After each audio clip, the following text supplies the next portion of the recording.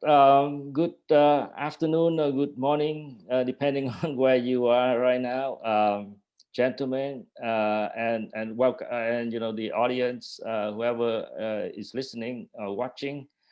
Welcome to our webinar on Marx and Lenin's legacies in Asia and Africa, the enduring legacies and relevance of socialism, yesterday and today. My name is Tuong, and I'm a professor and department head of the Department of Political Science at the University of Oregon. I would like first to thank Dr. Nguyen for running this operation. It's very complex, and thank you a lot for setting it up. It's really an honor for the U.S. Vietnam Research Center to host this event. The center was founded 2 years ago, and we want to. The goal is to promote the studies of Vietnam, contemporary Vietnam, U.S.-Vietnam relations, and the Vietnamese American community. As you know, there are like 2 or 3 million of us here in the U.S. We're very honored to host this event. So the program for today, I will introduce this event and the speakers in their order of speaking. And each speaker will speak for about 15 minutes. In the end, we will have the Q&A session. If you have questions, in the audience, or, if the panelists have questions for each other, please put them in the chat, then I will pick them out and read the questions for the panelists to respond. So first, let me introduce Dr. Harry Verhoeven. He's the convener of the Oxford University China Africa Network, and he's also a senior advisor to the European Institute of Peace. His books, he has written many books or edited many books, and his books include Why Comrades Go to War, Liberation Politics, and the Outbreak of Africa's Great War. And another forthcoming book is Beyond Liberal Order, States, Societies, and Markets in the Global Indian Ocean. So his interest is obviously very wide-ranging from Africa to the Indian Ocean. And actually, we would not be here today without Harry. Harry's the organizer of the special issue, and he kind of, kept us on schedule and write decently, not to make many mistaken arguments and so on. The event today, the panel today, is the result of that special issue, and each of us, contributed an essay in that special issue that Harry will talk about in his talk. Our next speaker is Dr. Kevin Fogg, and he's an Indonesianist, and he's the associate director of the Carolina Asia Center at UNC Chapel Hill, University of North Carolina in Chapel Hill. And Kevin is a historian, and his first book is Indonesia's Islamic Revolution, coming out with Cambridge University Press in 2020. And he's currently writing a monograph on the evolution of mass Islamic organizations in the 20th century. I also studied this period in Indonesian politics, and I really, have a lot to learn from you, Kevin. And our next speaker is Professor Vedi Hadiz, who is the director and professor of Asian Studies at the Asian Institute, and also assistant deputy vice chancellor for the International at the University of Melbourne in Australia. And his recent book is Islamic Populism in Indonesia and the Middle East. Please join me in welcoming our panelists. Let me pass on to Dr. Harry Verhoeven. Well, thanks so much, Tuong, and thanks so much also to Roy and all the others who've made this launch possible. We're launching indeed this special issue from different locations around the world. We'll be doing another launch in North Carolina, in India, and Saudi Arabia, and perhaps elsewhere. But it's a particular pleasure to be hosted here. by the center, and to have the first of our conversations about the ideas that the special issue is concerned with, and some of the empirics, the very rich empirics that it showcases. So what I thought I'd do here this afternoon, or just this morning, or this evening, wherever you find yourself, is to need to give a bit of an introduction as to the conceptual thinking about how we think about Marx and Lenin in Africa and Asia, what these different modes of socialisms plural, have been, and how we see and think jointly as a group about some of the legacies. And for that, I'll just briefly upload my small presentation. I hope you can all see that. Go right here. And so, as I said, yeah, the special issue has the same title as this presentation: Marx and Lenin in Africa and Asia: Socialism, or Socialisms and Socialist Legacies. And I guess the analytical exercise for us really starts in November 1989, the fall of the Berlin Wall, which was obviously an event of great geopolitical importance, but often has been reconstructed, of course, as also a moment of supreme ideological or indeed ideational importance. And of course, for many people, and not just for those thinking alongside Fukuyama's end of history lines, but for many others too, this really was a watershed moment, after which indeed socialism as an organized political project, as an ideology that potentially provided a series of answers to all kinds of questions that different states, societies around the world were wrestling with, was de facto declared dead. And up to a large extent, that extends as well to a lot of the academic analysis on socialisms and socialist legacies, which became a kind of a niche subject, often romanticized or often practiced only by the last few diehard believers in remote corners of the globe, but not something that was believed to be speaking to core questions of political power or social transformation or economic integration that the world very much seemed to be preoccupied with in years later. But of course, as we argue in the special issue, and as all the different contributors speak to in various ways, this is a very impoverished reading of what actually happened in November 1989 and what the consequences of that were. And in the special issue, we contrast this very much with other events happening roughly around the same time in other parts of the world, but especially in Asia and Africa, which we argue even at the time already told us about the enduring importance of socialism, or socialisms plural, albeit in ways that might be very different or very difficult, some perhaps to understand, for both academics, policymakers, or ordinary citizens around the world. First and foremost, I'm of course referring to the events in Tiananmen Square, starting in June 1989, the successful crushing of the democratic protests and calls for political liberalization in China as they were happening at the time, and the importance, this kind of, if you like, the rebirth of a very different China that came out of that crushing of those uprisings. But it's not just limited to China. It's also important, for example, to think of Africa. Often, again, people will mention a series of examples to say, well, there's the withdrawal of Soviet aid, and up to some extent also of the aid of other socialist or formerly socialist countries. And this automatically led, so to speak, to the phasing out of any socialist political horizons on the continent. And in the special issue, we show that this is very much untrue, that some of them may have stopped using some of the more explicit Marxist-Leninist vocabulary, but their very deeply entrenched ways of thinking, but also of political practice, continued after 1989 and subsequent years. In the volume, for example, we pay particular attention to the events depicted also here in this photo in East Africa. And in 1989 is also the year of the founding of the Ethiopian People's Revolutionary Democratic Front, a coalition of rebel organizations that fought a military junta between 1974 and 1991, and that would take control of then Africa's third most populous country after this armed struggle of 17 years, and that in many ways, certainly on the political side, was an almost entirely unreconstructed Marxist-Leninist force. And in subsequent years throughout the 1990s, you will see the coming to power of a whole series of self-declared liberation regimes, all drawing to various extents, again, on various forms of Marxist-Leninist thought and political organization to structure control of different African states, whether in Angola, in Congo, in Rwanda, in Uganda, in South Sudan, in Ethiopia, Eritrea, and a whole series of other places. Now, 1989 was also important for other parts of the world. Briefly mentioned Asia, mentioned Africa, but also, for example, in South America. We talk less about Latin America in this special issue.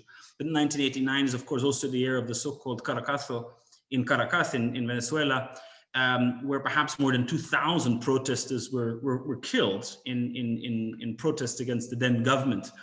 And these events of the Caracazo were described by Hugo Chavez really as the defining moment in his life, and certainly in his political thinking, and as the birth of a whole series of new progressive politics, Marxist-Leninist inspired at times, in South America as well, that happens around the same time.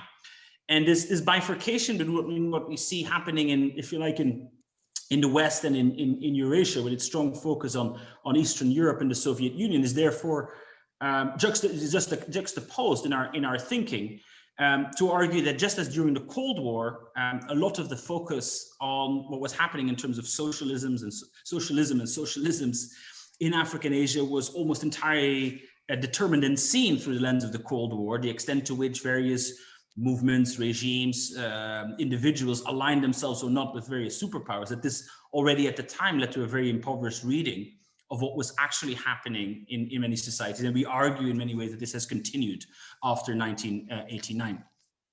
And just by way of illustration, one of the core pathologies we therefore seek to remedy is this understanding of socialisms in Africa and Asia as some kind of poor deformation, as some kind of usually theoretically very weak performance, really, in which a whole series of Asian and African actors merely mimicked the language and the symbols of socialism, but never really internalized it.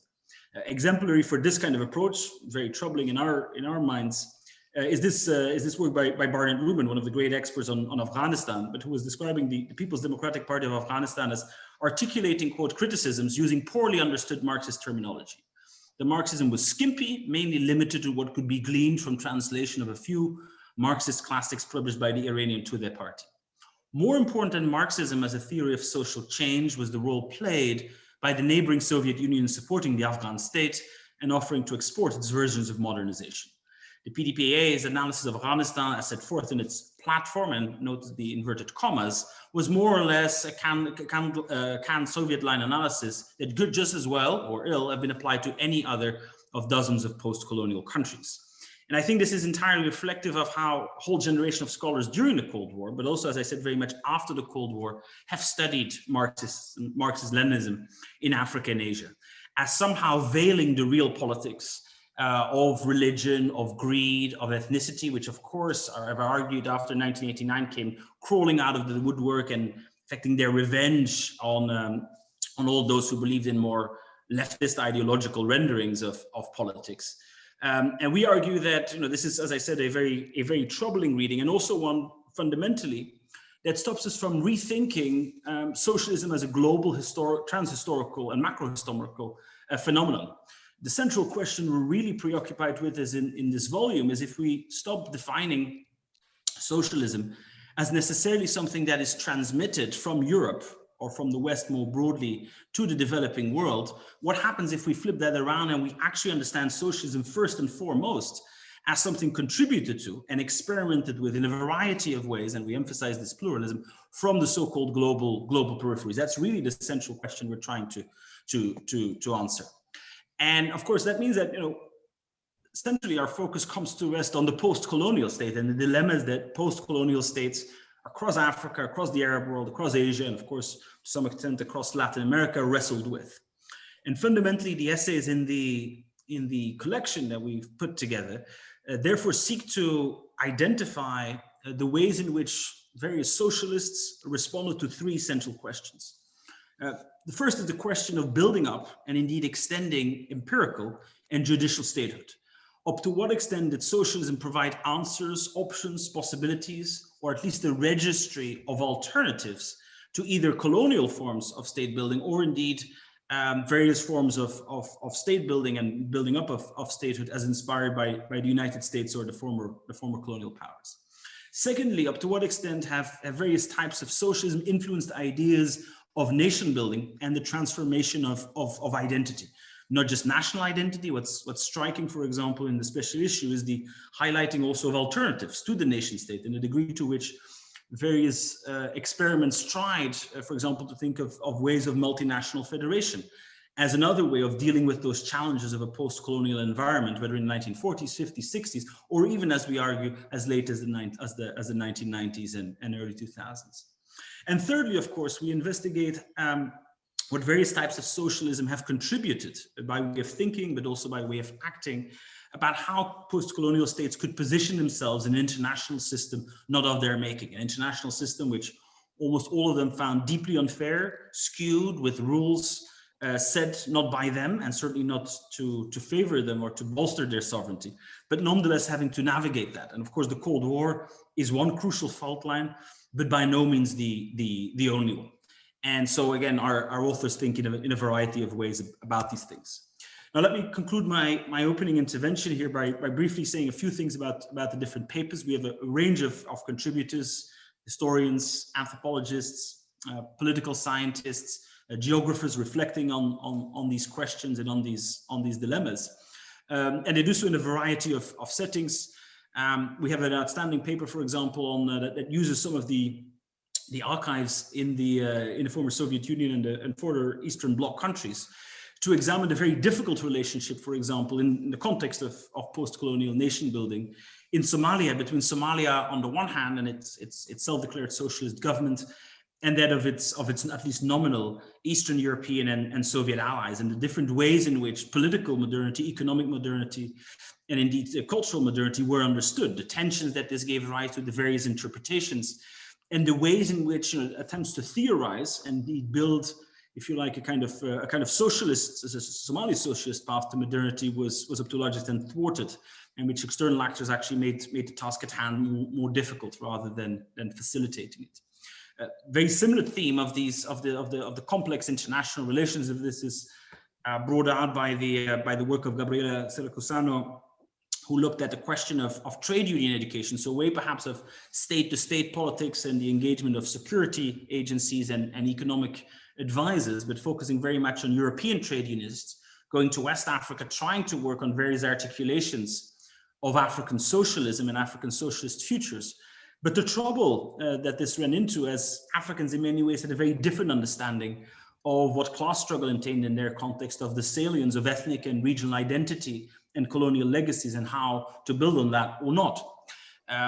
Similarly, again, building on that same theme, we have an outstanding piece that tries to revisit the non-aligned movement and the connections between various African and Asian political organizations and self-declared progressive forces, not just during the Cold War, but also very much after the Cold War. That argues that in many ways, the effect that the various Asian progressive movements have had on African thinking about what liberation might entail is far more profound than people often give credit to, and cannot just be explained by trade volumes or investment flows, but is indeed situated at the ideational level. And again, it's important to stress here that we see ideology as a subject to be taken seriously and to be critically disentangled and discussed, rather than to be dismissed a priori, as unfortunately so much of contemporary literature does.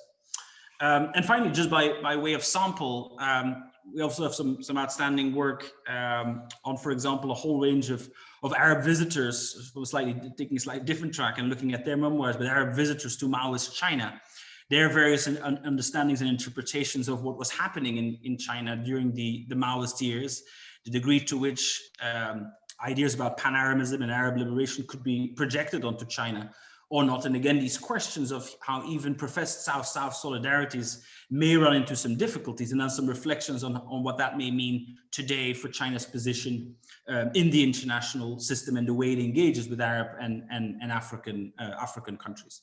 And finally, of course, there's a whole set of reflections in the special issue too on the idea of the vanguard party, perhaps the most the form of political organization that has been articulated to the greatest level of depth and sophistication, and the ways in which the idea of the vanguard party has lived on and survived 1991 and may in many ways constitute a much more significant legacy perhaps than the certain ideas of economic planning or indeed the building of a new socialist man, as often seemed to be the case in the decades immediately after the outbreak of the Cold War and growing interaction between the Soviet Union and decolonized countries. So I hope that gives you a bit of a sense of the broad range we're taking there. We're very fortunate to be joined by two of our very best contributors today to be reflecting a bit on Southeast Asia and Indonesia's experiences with socialism, or socialism's plural, And it's therefore with pleasure that I think I pass on the floor to Kevin for his opening interventions. But thanks very much. Well, thank you to Harry, and thank you also to our colleague Professor Vu and the Center for Vietnam Studies out at the University of Oregon. I'm delighted to be joining you all tonight, and to bring this really, to the ground in Southeast Asia. It's so great to have Vedi on the same panel so that we can talk through the sort of arc, the evolution of the socialist question in Indonesia specifically. With y'all's permission, I'm going to also put up a couple of slides here to think through my topic tonight, which is really focused on the heyday of socialism in Indonesia, which was the 1950s. Indonesia was part of that launch of a possible socialist future for Asia and Africa, not only because Indonesia convened the Asian and African countries at Bandung in 1955, but also because socialism was so thoroughly embraced across the Indonesian political spectrum in the first 2 decades after Indonesian independence. For those of you who are not familiar with Indonesia's history, Indonesia declared independence in 1949, fought about it for 4 years with the Dutch, their colonial former power, and were recognized internationally in 1949. From 1949 until 1959, Indonesia operated under a multi-party constitutional democracy. From 1959 until 1965, President Sukarno ruled the country in what he called guided democracy. So a strong presidential system that was in theory still democratic, and also socialist under his ideology. And then from 1965, we had a supposed communist coup, an immediate army counter coup, and an army-led authoritarian regime that was democratic in name only. What I'm going to focus on here is the period of the 1950s, which was not only the most open democracy in Indonesia's first 50 years, but also the nadir of socialism as an ideology. The first prime minister of Indonesia, Sultan Syahrir, was also the chair of the Indonesian Socialist Party, and actually said this in the 1950s: among the many political parties present, the many political parties in present-day Indonesia, there is not one party that does not express its sympathies for a socialist and collectivist society, nor is there any party today that advocates unlimited free economic enterprise or free competition. We in Indonesia are all socialists, or at least socialistically inclined. And even though he came from the Indonesian Socialist Party and so had some incentive to say this, I think that Sultan Syahrir was correct. This is the same analysis that was drawn up also by foreign observers and by other Indonesian political observers of the day. This has led me to sort of 2 big questions when I think about socialism in Indonesia in the 1950s. First, what did that socialism mean? If all of these parties were embracing it, what really constituted the socialism that they were talking about? And then secondly, I want to think about how socialism could be so thoroughly rejected so quickly. All of the parties across the Indonesian political spectrum embraced socialism in the 1950s in varying degrees and in varying aspects. In the 1960s, this was the formal ideology of the state. But after 1965, or especially after 1967, socialism, like communism, was really persona non grata in the political spectrum. And that's the focus of Vedi Hadiz's paper that will follow mine. How did that come to be? How did it get erased so quickly across not just elite politics, but all of society? So first, to think about socialism spanning all of Indonesia's political streams, there were 4 large parties that were the big winners of the Indonesian national elections of 1955, the only free and fair elections until 1999 in Indonesia. The largest share of the vote, 23%, went to the Indonesian Nationalist Party, which you see here in white, PNI. They aligned themselves to Sukarno, and they claimed a kind of socialism that had been outlined by Sukarno himself. They called it Marhainisme. Sukarno, when he was growing up, knew this peasant named Marhain and sort of developed his ideas about what socialism in Indonesia should be based on the attitudes and the experiences that he saw in Marhain, the peasant, sharing things freely with his neighbors, not very ideologically astute, but very attuned to the communal, the collectivist living. The second largest party in the Indonesian elections of 1955 was Masyumi, which is a modernist Islamic party.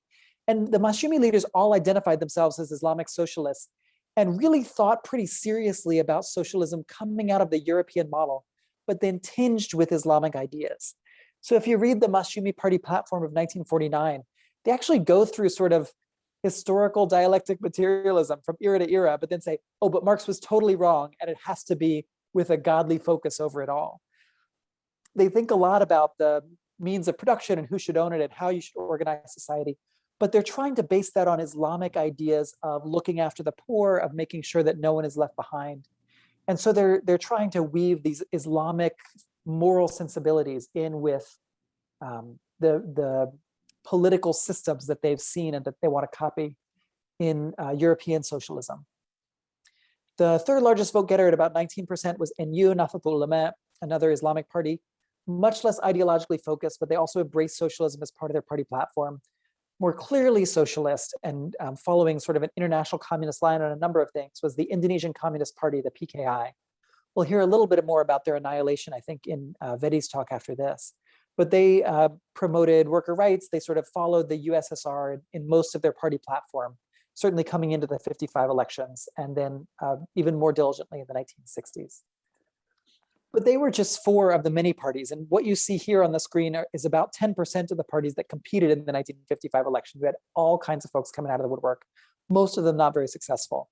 But all of the parties that you see very clearly articulated socialism as their basis, from the Socialist Party, the Proletariat Party, the Labor Party, which all obviously would depend on socialism, to a party that was based on the army and police, IPKI, the Indonesian Independence Defenders. Both of the Christian parties, one for Catholics and one for Protestants, also said that their religion inspired them to embrace socialist principles, wanted a strong social safety net and protection for laborers. And then the minor Islamic parties like PSII and PERTI also embraced socialism as a basis for their activities. That socialism meant different things for different parties. And I don't want to try and boil this down to say that they all had a consensus on socialism, because they converged on a couple of points, but then on the specific details of how this would be worked out, they really diverged broadly.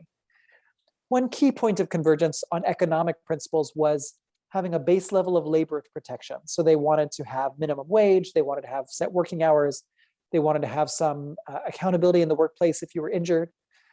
But they couldn't agree on the details of how far that would go, which sectors it would affect, how to implement it. Another common theme in the socialism across these parties, or at least how they identified their socialism, was actually national protectionism. They were very afraid of foreign capitalists, foreign capital, foreign corporations intruding in Indonesia's economic development in that early independence era. There was also broad consensus on what socialism, in inverted commas, meant in international relations. And for Indonesians, that did not mean joining the socialist bloc. In a world that was sort of crystallizing into those Cold War alliances of the USSR on the left and the United States and its allies on the right, Indonesia was trying to pioneer a middle way. And so for socialism in Indonesia, they wanted that non-aligned bloc that they sort of pioneered at Bandung in the Asia-Africa Conference, but that they also pushed forward in the 1960s under Sukarno. He was so opposed to some of the world structures that he created his own new ones, right?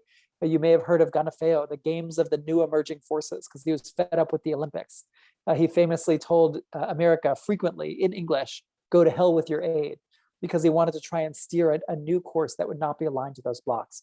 And that was accepted across the Indonesian political spectrum. They called their ideology bebas aktif, free and active, trying not to be aligned with others. But one of the areas that you don't see sort of the international socialist trends come home to roost in Indonesia was this idea of creating the new man, right? That future utopianism, pulling from some Marxist ideas, but also how Marxism had evolved in Europe. That really wasn't present in Indonesia. Instead, the utopianism was much more indigenous. It was based on Javanese principles or local ethnic principles, and not that international socialist egalitarianism.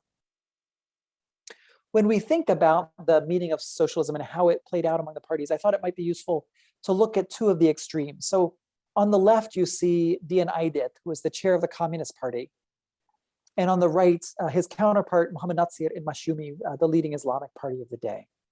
For the Indonesian Communist Party, the PKI, they promoted labor rights in all of the traditional ways. They wanted to organize unions. They wanted those unions to be in control of the means of production. They wanted the unions to really be the driving force in workplaces and not to have large owners sort of oversee how production worked in Indonesia. They were not terribly successful at that, but that was certainly what they were agitating for in both parliamentary and extra-parliamentary ways. Aidit was also very aggressive on the question of land holdings. He wanted nationalizing just foreign holdings to begin with. That happened in 1959. But then into the 1960s, they were pushing for the nationalization or redistribution of the lands of Indonesia's large landholders. It helped him a little bit that those were generally owned by his political rivals, particularly associated with NU and Masyumi, the Islamic parties. And his party also leaned towards the USSR in international politics, but they did not want to align with the USSR. They didn't want treaties. They didn't want sort of bloc solidarity. They wanted to learn from the USSR. They saw it as the best model, but they didn't want alignment on international political issues. On the other hand, in Masyumi, Muhammad Nasir actually served as prime minister for a better part of a year. And during his prime ministership, he put through labor rights, a sectoral minimum wage, limiting work hours so you couldn't work more than 10 hours in a day, and a certain number of hours in a week that was also determined by sector. On the other hand, he wanted to limit the ability to strike, especially in key sectors. Transportation and oil production were ones that he said, we really need those to keep going as a nation. So as much as he supported socialist politics, identified himself as a socialist, read socialist manuals, he wanted to limit it. And that was especially true on nationalizing land. As an Islamic party, they had to respect the idea of private ownership of property. And so they didn't feel comfortable sort of expropriating that land without compensating the owners. And that made nationalization of land really unfeasible. It went through in 1959 without Islamic party support. In international bloc politics, Nasir certainly leaned towards the United States, and we know that the CIA poured money into his party coming into the 55 elections as a counterweight to the Indonesian communists. But Nasir didn't want to draw those strong alliances with the United States. His fingers got burned a little bit in 1951, and after that, Masyumi strongly wanted to be non-bloc and promoted the idea of free and active in politics. That balance that we saw, where everyone sort of promoted some kind of socialism, but socialism wasn't crystallized because it was spread and fractured across the spectrum. That balance fell apart in 1959 when Sukarno took control of the whole political system. He abrogated the 1950 constitution, moved them back to an earlier constitution, which was presidential, and made himself the unambiguous center of all political activity. And as he did that, he promoted a new ideology, Socialism in Indonesia. Even though those are Indonesian words, I don't think that they need translation into English. They're so transparent. Indonesian is a very flexible language for adopting things from English, Dutch, even Chinese and Arabic. This Socialism in Indonesia was really a personal brand. And by making it a personal brand, making it entirely about himself, Sukarno also made socialism an idea that was really devoid of meaning. It just became a jingoist part of the lexicon in Indonesia, along with Manifest Politik or Nasakom, nationalism, religion, communism, these things that would then be abbreviated and repeated ad nauseum. Sukarno even heralded himself or coined his own title as the father of Indonesian socialism, so that if anyone else tried to say what socialism was, he could say, oh, no, you don't really understand. I, as the father of Indonesian socialism, will explain it to you. That allowed him to then throw everything in the kitchen sink into this ideology of Indonesian socialism.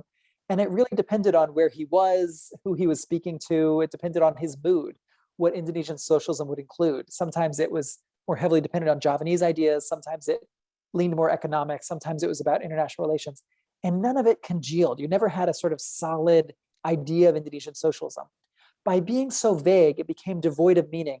And that's why it was so easy to jettison when the army took over. So my argument here is that the Indonesian army, after its coup in 1965, was able to strike out socialism from the general political discourse and from sort of the teachings from the political operations, because it had become devoid of meaning in those 6 years where Sukarno used it as jingoism.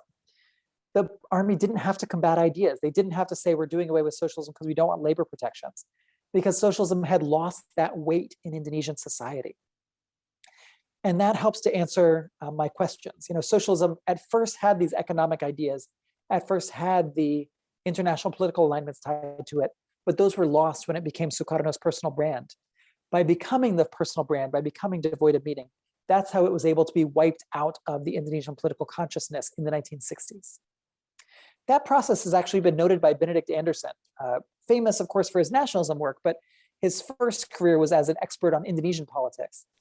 And he wrote in the 1990s that the early Suharto years, so from 1965 until 1975, were characterized by a change in public language as drastic as anything outside early revolutionary China, Vietnam, or Cuba. Of course, in China, Vietnam, and Cuba, the radical changes were to integrate socialism, to enforce socialism as an idea, or communism as an idea of society. In Indonesia, it was precisely the inverse. It was erasing socialism so thoroughly. And that, I think, sets up what Vedi will talk to us about as we look at what replaced socialism in Indonesian political life. So with that, let me thank you all for your attention. Terima kasih banyak atas perhatiannya. If you'd like to read more about my work or get in touch with me, here are some of the ways that I can be reached. Let me hand it off now to my colleague to talk about the rest of the fate for Indonesia after socialism had been wiped. Vedi, over to you.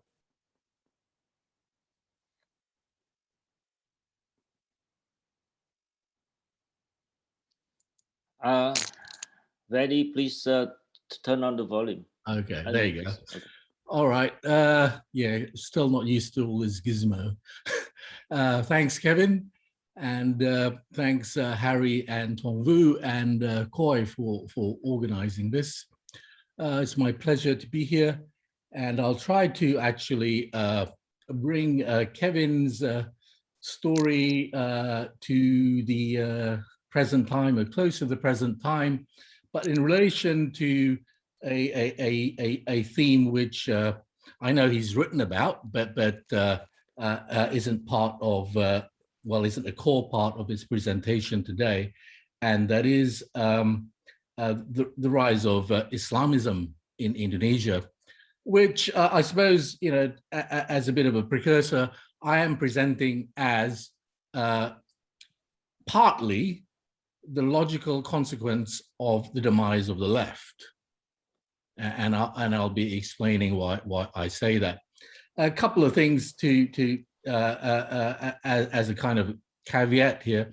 This piece that I wrote for Harry and the Third World Quarterly is actually part of an Australian Research Council project on Islam and the left in Indonesia and Turkey. I started out in 2018 with colleagues in Turkey, and because of COVID, we've not been able to continue the project. So we did field work in 2018 and 2019. 2020, of course, you know, we couldn't travel and COVID was everywhere in Turkey and Indonesia. And I don't think I'll be able to do any field work this year either. So it's about what I'm presenting here is, I suppose, the tentative results of a project that I managed to sort of, you know, sort of put together as a journal article that would have actually fed into a broader piece of work. I just, you know, wanted to say that. And really, what, you know, a question that triggered this project for my colleagues in Turkey and myself is why the rise of Islamism in these two Muslim majority countries, and why the rise of Islamism as a kind of you know, anti-establishment movement that brings together grievances, dissent, and so on against established socio-economic political forces, when you know, economic development, economic growth, you know, has been relatively good, you know, in both countries. I mean, with COVID and all that, things have changed, and Turkey is in a bit of an economic crisis over the last couple of years. But basically, you know, you've got these capitalist transformations happening, quote unquote, successfully, right? But why, you know, why do you have this Islamist dissent, which in Turkey resulted eventually in a victory of Islamist forces, right, under the AKP. But in Indonesia, with the mainstreaming of the Islamic lexicon of politics, including the language in conveying the language of grievance and dissent, but without achieving political victory, such as in Turkey. So the mainstreaming of the Islamic political lexicon in both cases, in one context where Islam, you know, is victorious, let's say, and one where it's, it's far from victorious, let's put it that way, all right? Islamic parties, even though they think, 88% of Indonesians are Muslims, why do we keep losing elections? That's basically what they think. But at the same time, there has been a cultural Islamization, right? You go to places, and this is one of the things that actually interested me at a personal level, is that the basis of support for the Indonesian Communist Party that Kevin was talking about focused on certain parts of Indonesia, but particularly the main island of Java, and particularly the hinterland of Java. And I'm talking about central Java and the Yogyakarta area, where you have traditions of Javanese aristocracy and sort of Javanese syncretic religion. And these were the places that in the 50s and 60s had large peasantries that were a social base for the Indonesian Communist Party. And I didn't remember whether Kevin mentioned this, but the Indonesian Communist Party was the third largest in the world before it was destroyed in 65, 66. And it was the largest non-ruling communist party in the world, right? Now, I think in his article, if I remember correctly, Kevin, you raised a question at the end where a big question for Indonesia is why after the military-dominated authoritarianism, the new order of Suharto, which was overthrown or collapsed in 1998. Why after democracy of over 20 years, the left in general, or communism specifically, why hasn't it made any inroads into Indonesian politics?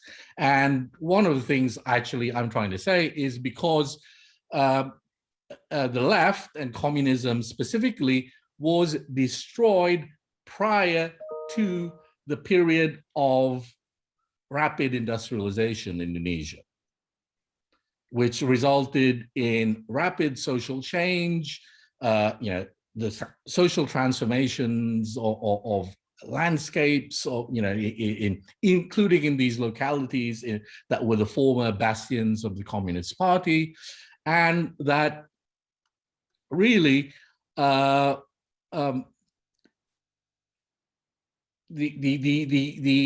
accompanying grievances and sort of disappointments and anger and so on, anomie, or alienation that often comes along with dispossession and social dislocations that accompany things like urbanization, industrial development, and so on, could not be framed within the language of the left. There was no left to frame that language at precisely that crucial period of rapid industrialization in the 70s and the 1980s. What was there? All right, there was nationalism, which was very much associated with state power, right? And there was Islam. The Islamic forces, if to go back to Kevin, the period of Kevin's narrative, actually supported the military in destroying the Communist Party in the 1960s. About 1 million people dead, tens of thousands, hundreds of thousands of people missing, going to jail without trial for 15, 20 years, etc. And, organizations like Nahdlatul Ulama, Muhammadiyah, and the smaller organizations, including Islamic student organizations, they were, they took an active part in this, right? The militia of the Nahdlatul Ulama, the Bansar, were famous in terms of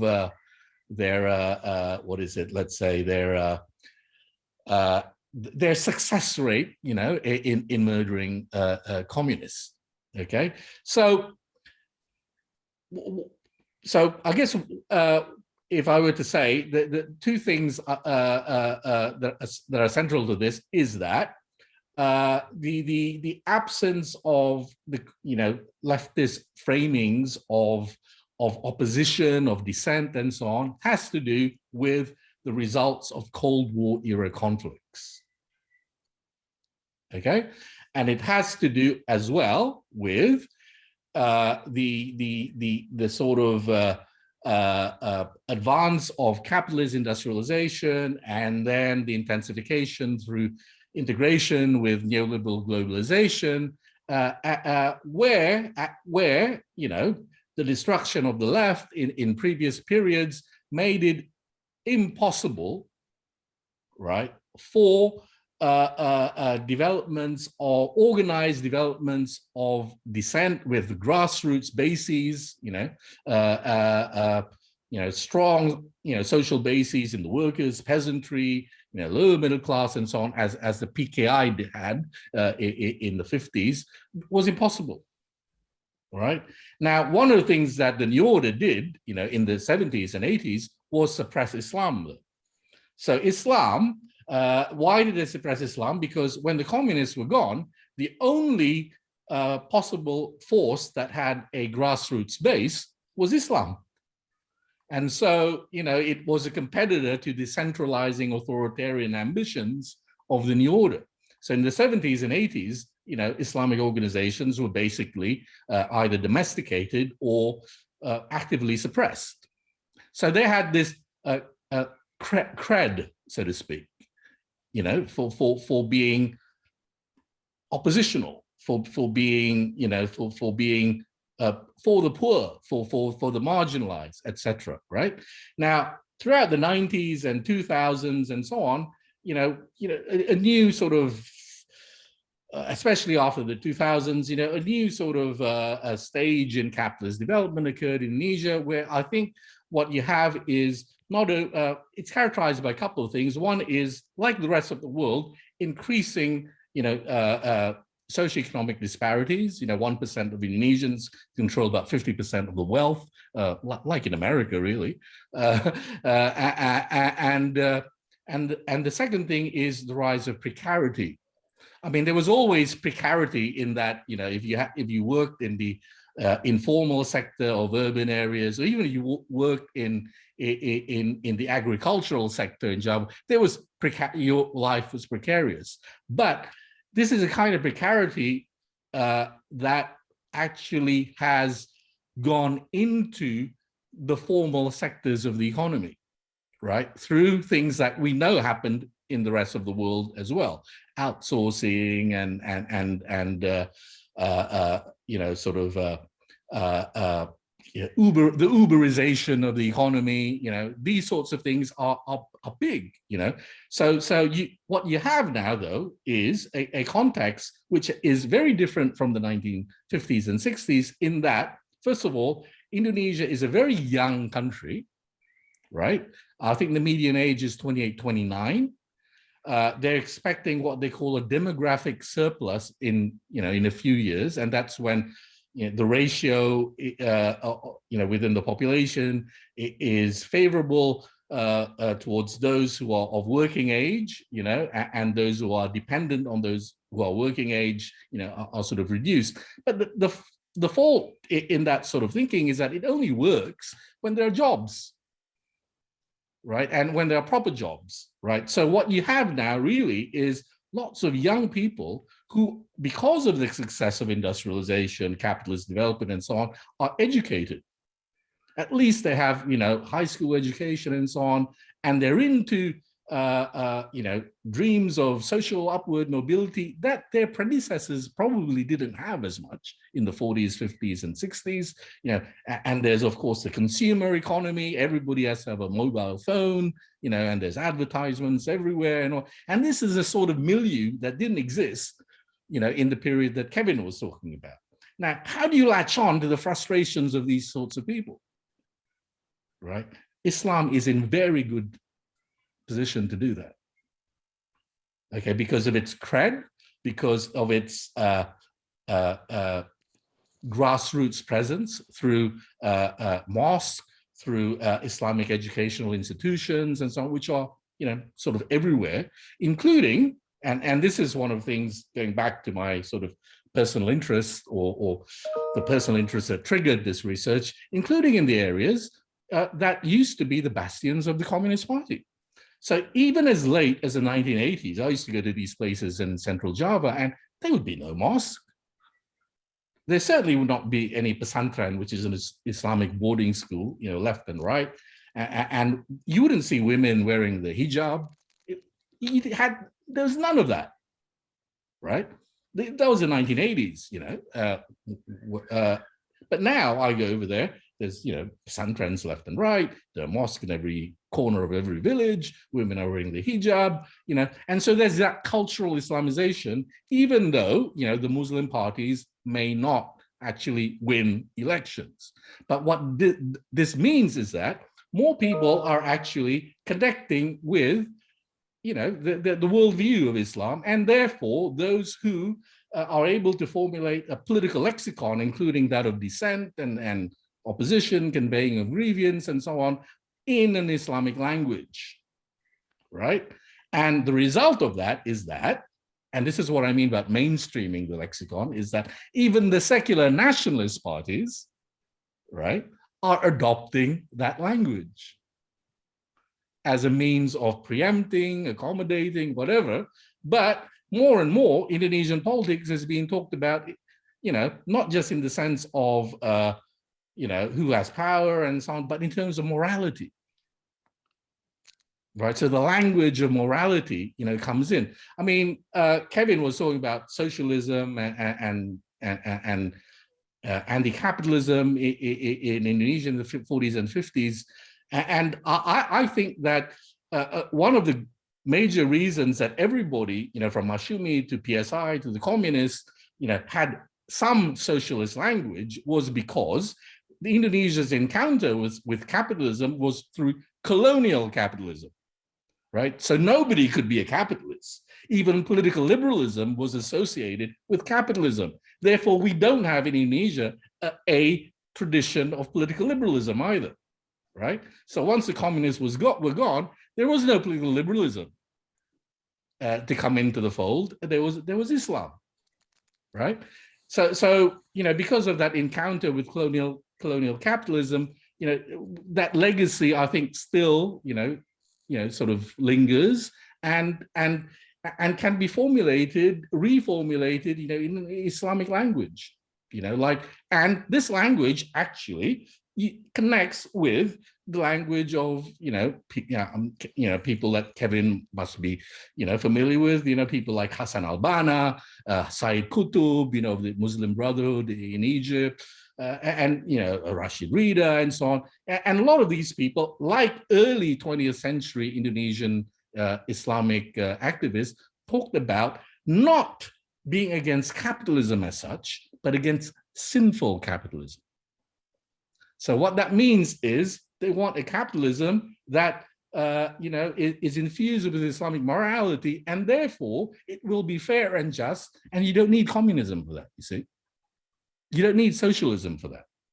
And this actually is attractive to, you know, poor, you know, young people who have dreams of upward mobility, but are, you know, whose ascent up the social ladder continues to be impeded by rigid social structures, you know, unequal power relations, economic relations, and so on. And that's why it's powerful. So I go to a place like Nguruki. I mean, Nguruki, for, you know, Kevin will know what this is. Nguruki is a small village in central Java, outside of Solo, an aristocratic town. In the 1960s, it was a center of the Communist Party. But now it has the Al-Mukmin Pesantren, which is where Jemaah Islamiyah was produced. Jemaah Islamiyah is considered to be a terrorist organization. How do you make sense of that? You know, well, the history of it is that, you know, because I went over there, talked to old people who, you know, who were still alive, who were alive in the 60s, and you know, and they could say, well, I remember over there, that family was communist, and they were sent over to Buru Island, exiled, and so on. And these people came in from outside, and they were, you know, sort of some of these people were preachers, associated with some of those organizations that Kevin was talking about. How did they come in? Well, the military brought them in, right? So that Islamization had to do with the destruction of the communist, thing, from the very beginning, right? But then again, as things developed and so on, and the Muslims who had taken part in the destruction of the communists became also marginalized by the new order, they started to become dissenters and so on, and were suppressed as well in the 70s and 80s. And then you get Jemaah Islamiyah and all these other organizations. In another place, Jogokarian, which I also went to, I don't know whether you know this, but it used to be, it was an area of former palace guards, right? Which in the 40s were proletarianized because the palace said we don't need these guards anymore, right? And then they became workers in batik factories that were owned by culturally Muslim small business people. So there are the seeds of class conflict there, right? 65, military comes in, of course, all the communists get shipped away or die and so on. And you get these, Jogokarian becomes an Islamic place. The communists even come back and they get assimilated because they join mosque and so on and so forth. But these batik factories also go into decline because Chinese businesses linked to the state and so on become bigger, and they become a source of dissent as well. And therefore they have the cred, to represent the oppressed, the marginalized, etc., etc. And I can give you lots of, examples of this. But anyway, the point, and I should probably stop here, is that, the lexicon of Islamic politics is being mainstream without ever, one, achieving hegemony, and certainly without achieving concrete, political and economic power. Yet, because of the absence of the left, it shapes the dynamics of Indonesian politics. And that's all I have to say. Thanks. Wow. Thank you so much. Thank you all the panelists. Bapak yang terhormat. Still remember that? Those are great presentations, read papers. I learned a lot. So there are a few questions in the chat box, but let me just comment on the three presentations briefly, and then move on to the. And I also have some questions for the panelists as well. So first, Harry's paper brought back memories. I was living in Vietnam in 1979. When the revolution took place, right? So there was a Vietnamese musician who composed a song, and I still remember, I was 14 years old at the time, and the song went like this: Cùng cất cao tiếng hát mừng cách mạng tháng tư. So let's join the song to congratulate the April Revolution in Afghanistan, right? So I still remember the song, back then. So and there's another similar connection when Harry mentioned that quoted that scholar Rubens comment about Afghanistan's communists, and the scholars of Vietnamese communists, they also have the same kind of view of Vietnamese communists as they just nationalists, they just patriots, they just not, they were forced to turn to the Soviet Union and China because the West did not offer help to them to fight the French. They blamed the US for everything, but they just kind of underestimate the deep commitment that Vietnamese communists had for the ideal of Marx and Lenin. However bad it turned out, or however you don't like it or not, that was a fact. So that's another great, very interesting connections that I made with Harry's paper. Now let's turn to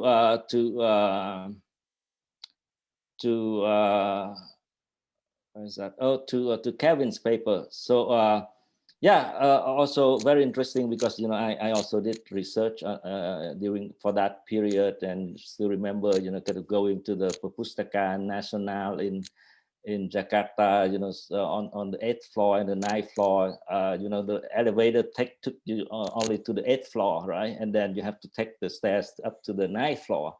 And I found the mimeographs of the National Assembly debate, like all these policy questions on the 8th floor actually, and that was a really good fighting for my research on the time. And I totally agree with you about the diversity of kind of socialisms back then, and in my work, when I compare the discourse, the political discourse of the Vietnamese movement for independence and the Indonesian movement for independence. So I noticed that kind of all the parties in Indonesia claim to be socialist, right? And you also pointed that out, right? Even the Muslims, they were saying, oh, we were Islamic socialists, right? Whereas in Vietnam, even though the Communist Party led the movement, there was kind of, they tried to hide the fact that they were promoting, they were trying to eventually, they would want to realize, socialist and communist vision for their country. So they tried to kind of, keep quiet about any, class struggle and, topics like that, because, they wanted to mobilize the national coalition against the French, and so they try to keep that from being mentioned at all. So it's quite a very interesting kind of contrast between Indonesia and Vietnam, that you also noted. And then another interesting thing that I also agree with you, but I came from a somewhat different direction. So I was also looking at the role of Sukarno in promoting kind of a kind of anti-capitalist discourse that subsumed the communist discourse, right? So we know that in 1926 essay, right? So Sukarno was saying, like the communists should support me because like I'm proposing a new ideology that the Muslims also should support us as nationalists. We kind of combine all of you, and then in 1959, right, when he took over, he also promoted NASACOM, right? So NAS is for national, A is for agama, religion, right? And then COM is for communist, so national religion and communist. So he was kind of trying to dilute. I mean, in doing that, he dilute kind of the communist discourse and turn it into a kind of a more moderate, kind of anti-capitalist, simply anti-capitalist kind of discourse, and that I think that's remained powerful in Indonesia throughout the 70s and 80s, under Suharto, and even today you could see that.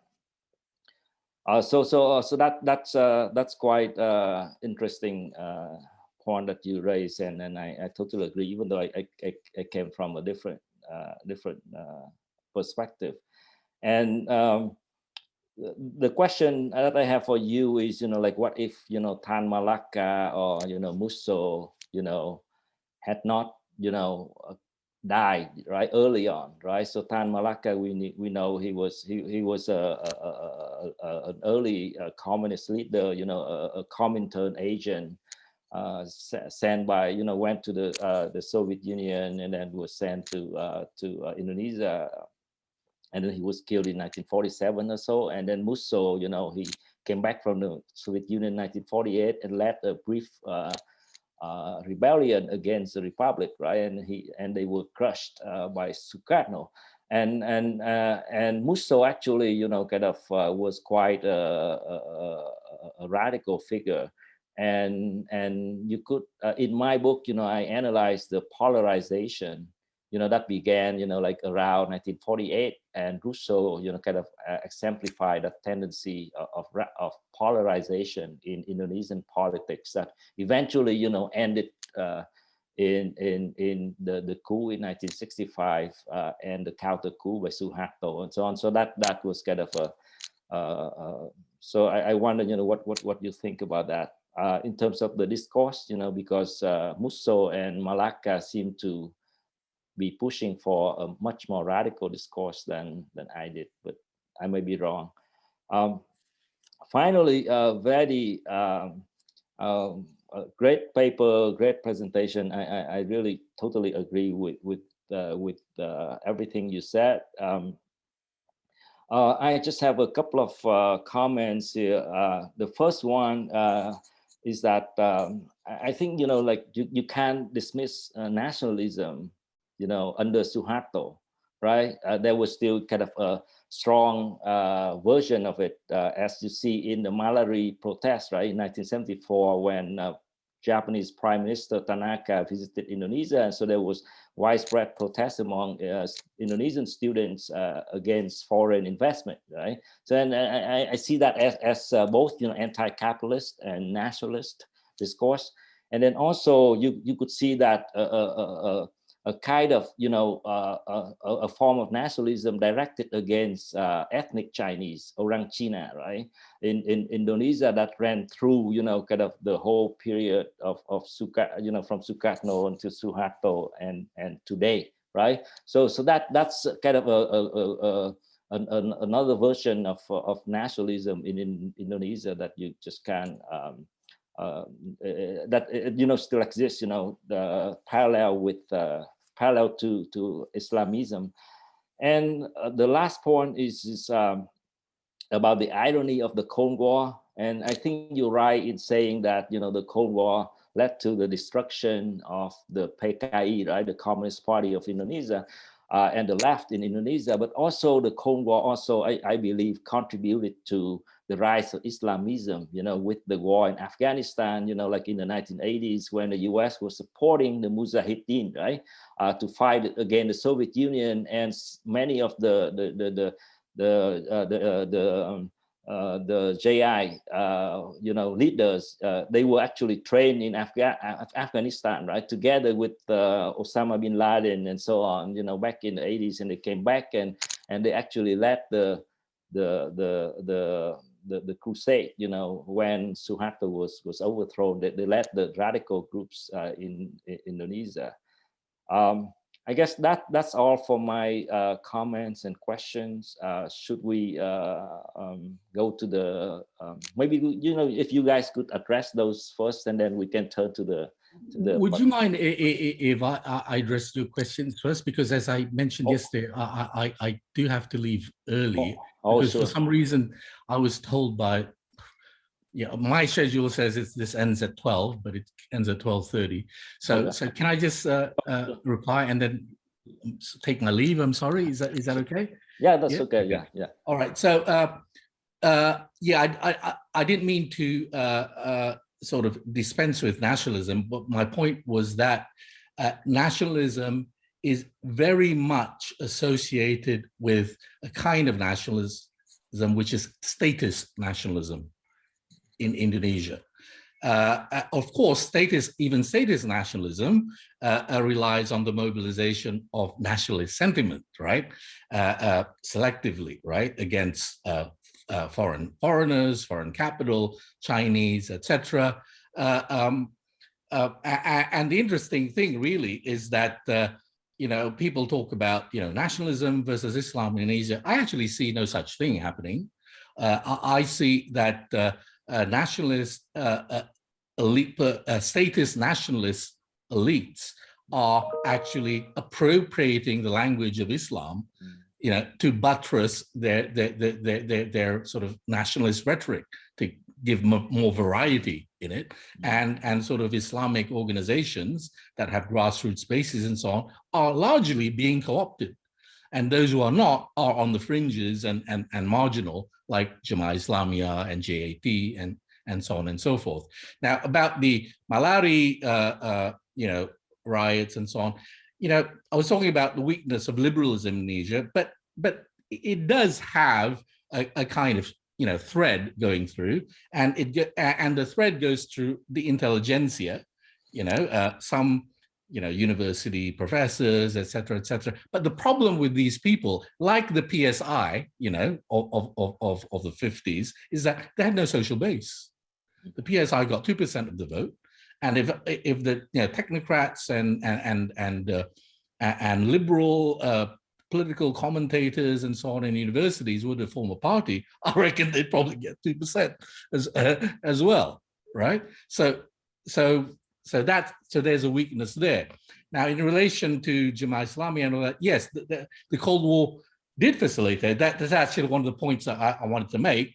And it's from the very beginning of the Cold War, in which the decommunization, was accompanied by actually a state and military supported Islamization, which then, because of further capitalist development and social contradictions, they didn't have complete control over, and so spilled over into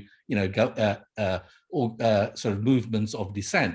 Now, the interesting thing about Jemaah Islamiyah going into Afghanistan and all that is that, as other authors have written about, I mean, Jemaah Islamiyah didn't just come out of thin air.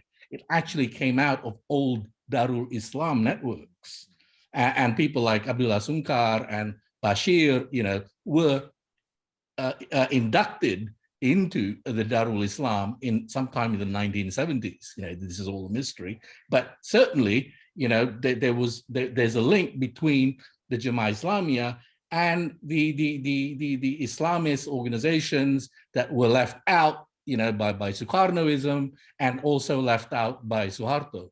And so again, that just bolsters and increases their credibility, their street cred, so to speak, to young people who are angry and so on. These are the guys who have always been marginalized, and they fight. And in Afghanistan, they learn to fight with actual weapons. Yeah, I've got to go now. I'm sorry. Is that okay? Yeah, that's okay. Again, thank you very much for everything. Yeah. All right. Thank you. Bye-bye. Bye.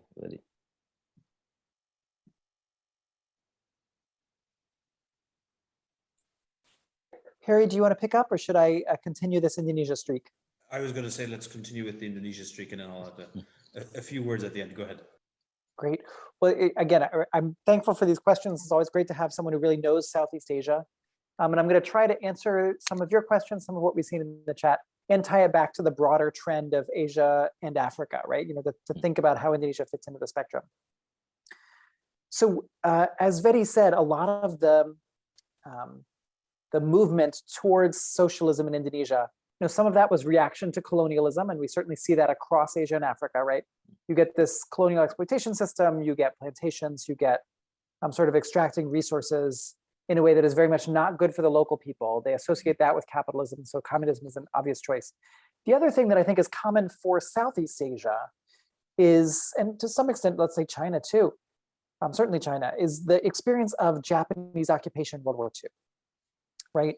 And so after you've been occupied by a fascist power, it's no surprise that communists put up the best resistance and look really appealing after that, right? Because fascism was not very kind to the non-Japanese peoples of Asia.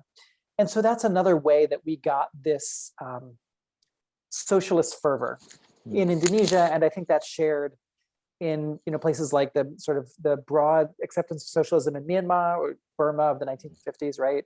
I think that helped with the Malaysian Communist Party getting on its feet and staying viable for so long. I think it helped with the rise of Ho Chi Minh in Vietnam. One of the things that is really sticky, though, is the point that you raised: what might have happened if some of these international communists had made it into Indonesia's full independence. So Musso, who was sent by the Soviet Union and was truly an international communist from the Comintern, and Tan Malaka, who was a grassroots international communist. He spent more time out of the country than in the country between 1920 and 1945, but was killed in somewhat mysterious circumstances in probably late 1948, maybe early 1949, we're not entirely sure. Would these two men have set Indonesia on a different course? Now, I gotta say, I think that Musso didn't really have legs, because Musso just he hadn't been in Indonesia, and he didn't have that mystique, he didn't have a large following, and he was trying to preach a model that was very Soviet in inspiration. And we've seen other places that doesn't work wonderfully. right? The Soviets, if they're giving you aid, great. When they're giving you ideas, it's not always fantastic. It doesn't always go down.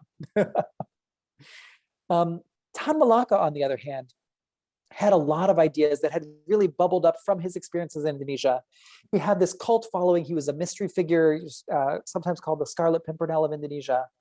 There's a great new book by Tim Harper who looks at Tan Malaka as one of the three sort of mystery, traveling mystery men of Asia across the world of the 1920s and 30s and 40s. Tan Malaka really could have changed things. And Tan Malaka also, as an elder statesman, had the gravitas to influence people like Sukarno, to influence Vice President Muhammad Hatta and members of other parties. So I think if Tan Malaka had survived, we might have seen a different path for socialism in Indonesia. That's an interesting thing. The other bit that I wanted to comment on is something that Vedi sort of alluded to, why only Islam? And he and I disagree on some of the particulars of this, right? I think we agree that Islam rose in the absence of a leftist alternative. I think there's a conflation in his argument a little bit about what kind of Islam rose, right? The Islamism, right? This radical, violent Islamism that he points to growing out of the vacuum left by socialism is absolutely true. I want to really carefully distinguish that, certainly in my own work, from the mainline mainstream Islamic organizations like NU and Muhammadiyah. A lot of the places that he's looking at, there's no zealot like a convert. And so we get these people who, felt washed up by the leftism and so ran to the extreme of another thing, which was Islam. And they're different from the traditional parties that had been the core, that had the street cred, because this was a really new phenomenon to me. But he also referred to, the ongoing absence of the left in Indonesia. And if we had written these papers maybe a year later, we might have commented on a new party that's risen in Indonesia in the 2019 elections. It's also called PSI, so the same abbreviation as the Socialist Party of the 50s. And it does that conscientiously, and its color is also red, and they're strategic about this. But this new party is Partai Solidaritas Indonesia, the Indonesian Solidarity Party. And they've tried to frame themselves as a party for the youth, but they're actually pulling on the international kinds of leftist discourse of today, right? So they're thinking about the Greens in Europe, they're thinking about the Bernie Sanders wing of the Democratic Party in the United States, and they're trying to bring a new kind of liberal values, not the old communist liberal values, but a new kind of liberal values in Indonesia. The striking thing about this, and I think this is where Vedi and I might bring it full circle, is that even that party, even that new liberalism that is arising, is pointedly eschewing the socialist version of liberalism. And that's what sets the Indonesian case so far apart from so many of these other cases in Asia and Africa. Socialism remains the scarlet letter, right? The unwanted in Indonesian politics. So thank you for these great questions and comments. Let me hand it off to Harry to really widen our lens even further. Thanks, Kevin, and indeed thanks for the questions, Tuong.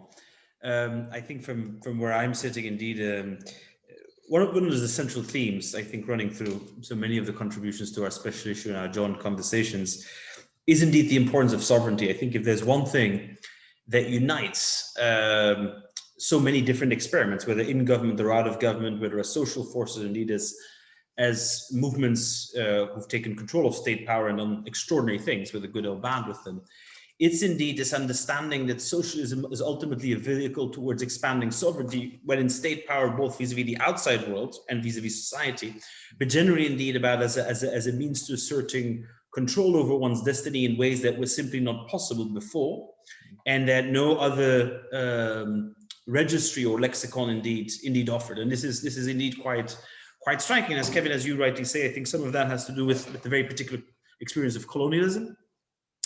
Some of that has to do, of course, also with the moment in international history at which birth was given to many of these movements, but also because many, and I think that's where Vedi's paper is so important, because many of the fundamental questions, of course, get changed as geopolitics change and the global economy changes, but nonetheless questions about, as he said, about alienation, about meaning making, about establishing a degree of control, and the fact that socialisms, plural again, whether they still use that word explicitly or not, try to offer a handle on that, and perhaps some instruments or some responses to a lot of the insecurity and uncertainties that people face, it's certainly something that we see emerging in all the papers. So I think that that's very important. The other thing I just wanted to highlight, because Tuong, you again referred back to the Rubin quote and Afghanistan.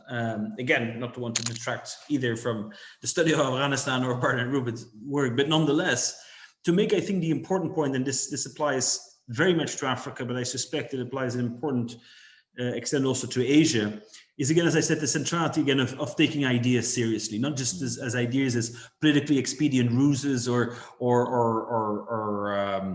intellectual constructions that are set up by some, but actually have no meaning to the real politics, as the phrase goes, of certain places, but actually as having relative autonomy, as coming, of course, out of a certain historical context and material context, but in terms also shaping the way people see themselves in history, act upon that history, what kind of alliances they deem possible, what kind of enmities they think are absolutely irreconcilable.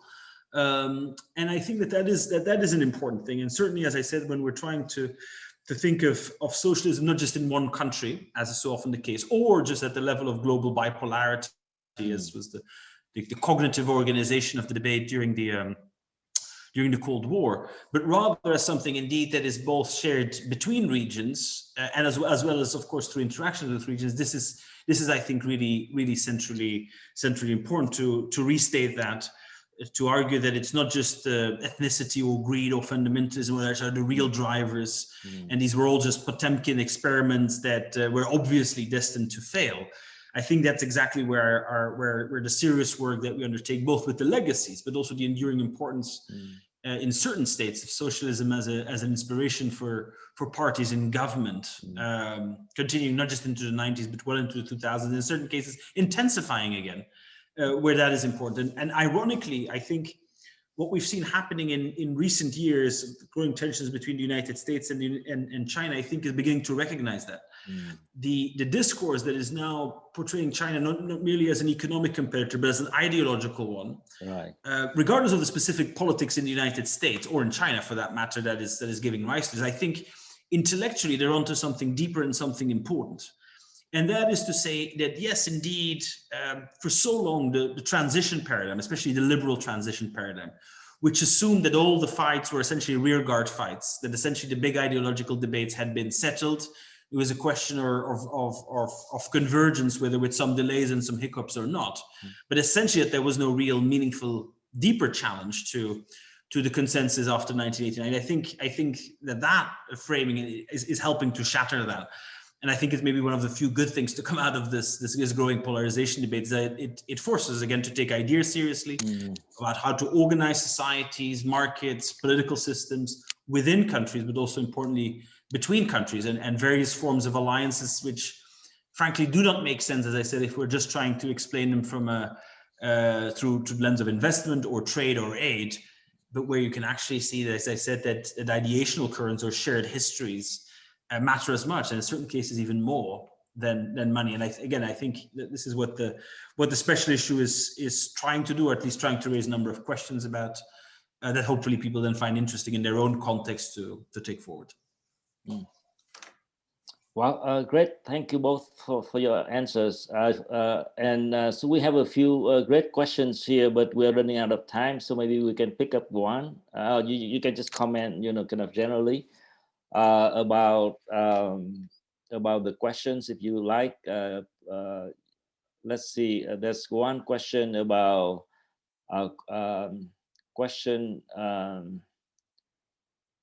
number 2, in Vietnam, the communists implemented the strategy of combining communism with the Confucian tradition to make Vietnamese society more receptive to communism.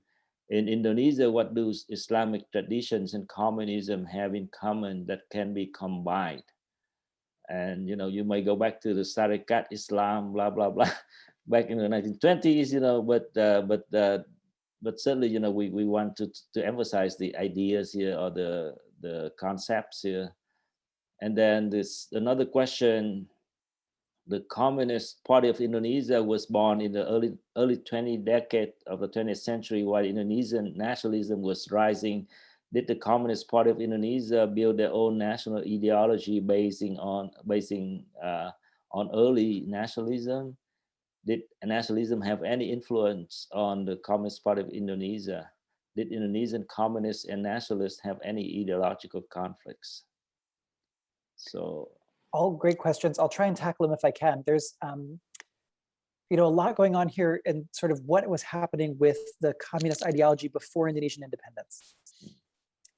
And I'll try and do a quick summary here. I've given a more fulsome summary in my article. So if you're interested in the development of socialism or communism as an ideology in Indonesian political thought from 1911 to 1945, you've got about 3 pages in the article that might be useful. The first modernist national organization in Indonesia was the Sarekat Islam, the Islamic Union. Some people say Budi Utomo, they're wrong. I'm going to fight for that until I die. Sarekat Islam was the first one. And this was an organization that called itself Islamic, but was doing a lot of the things that we associate with leftist economic organizations. So they said, Chinese people control too much of the market. We want to take back the market from Muslims. This is why they were called Islam, because it was about Muslims taking control. And that grew into not just some preaching and some promotion of Islam as an ideology to get them out of the colonial fix they were in, but to a lot of mutual aid, right? Sarekat Islam would organize funds that would help you to bury someone who didn't have the funds to be buried. It would help you with protests if your workplace was not organized in a fair way and if you weren't getting your wages paid on time.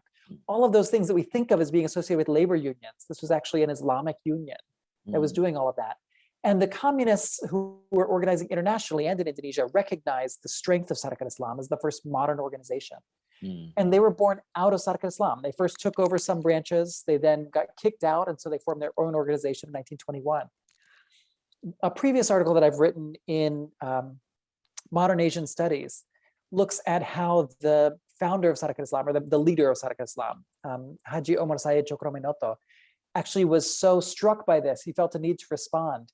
And he plagiarized an Indian text written in English, translated it in Indonesian, called it his own. It's been reprinted 1 million times in his own name. It's actually much more popular today in Indonesian than the English original ever was.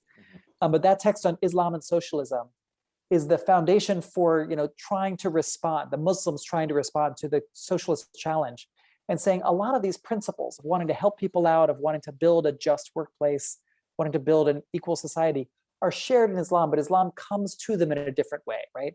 That it's not through the sort of Marxian class struggle idea. We come to these based on being created as equals by God and other moral principles. And so that evolution through the 1920s and 30s continued.